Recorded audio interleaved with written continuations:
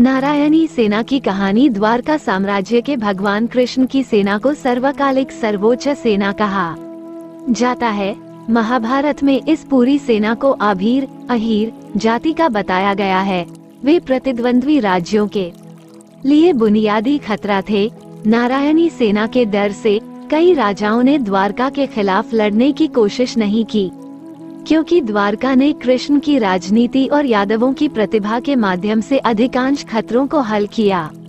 नारायणी सेना का उपयोग करते हुए यादवों ने अपने साम्राज्य को अधिकांश भारत में विस्तारित किया। अगर आप लोगों को जानकारी अच्छी लगे तो मेरे चैनल को सब्सक्राइब करें और लाइक बटन को प्रेस करें ताकि आने वाले समय में और इस प्रकार की जानकारी लेकर आ सकूं। धन्यवाद। तो चलिए शुरू करते हैं। नारायणी सेना की रचना। कृष्ण ने अर्जुन को दुर्योधन के खिलाफ स्वयं का या नारायणी सेना की पूरी सेना के बीच चयन का विकल्प दिया था। उनके पास 10 करोड़ गोप योद्धा थे जो बहादुर सेनानी थे और नारायण के नाम से प्रसिद्ध थे। हरिवंश पुराण में कहा गया है कि गोप या यादव एक ही वंश के हैं।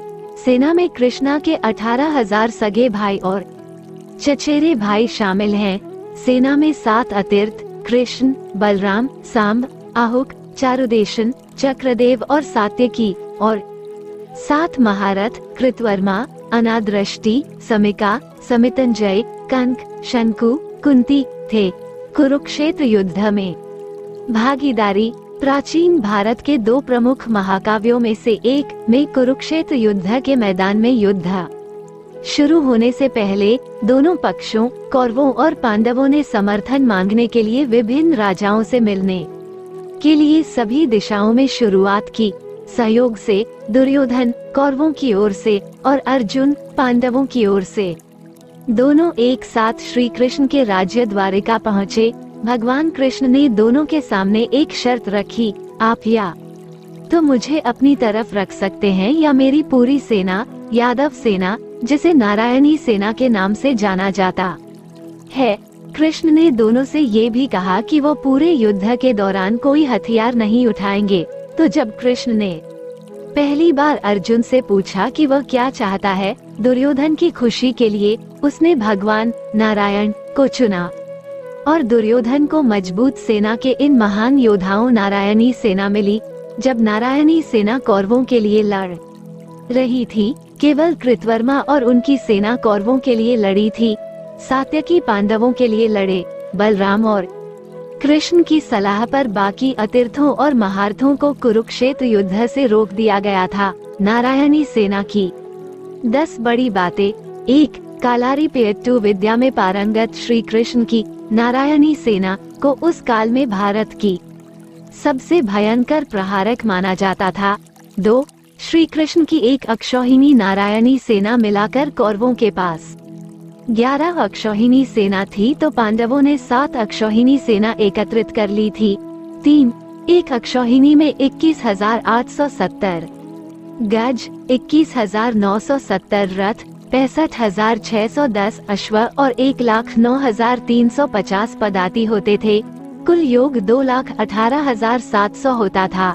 अक्षौहिणी का ये परिमाण महाभारत आदि पर्व 2/19-27 में उल्लिखित है। 4.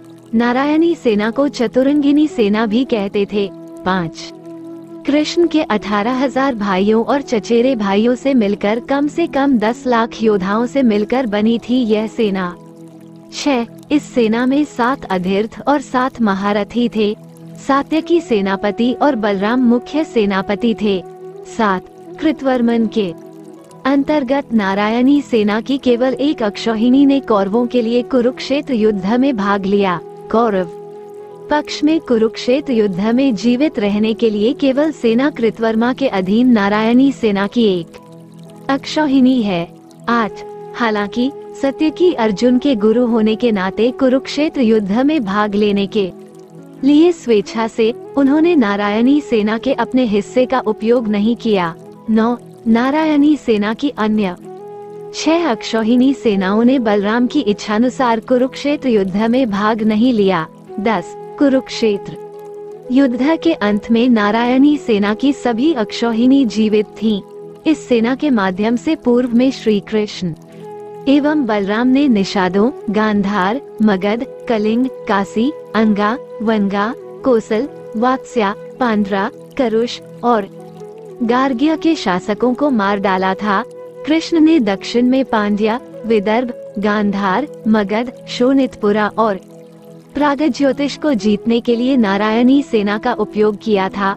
अगर आप लोगों को जानकारी अच्छी लगे तो मेरे चैनल को सब्सक्राइब करें और लाइक बटन को प्रेस करें ताकि आने वाले समय में और इस प्रकार की जानकारी लेकर आ सकूं।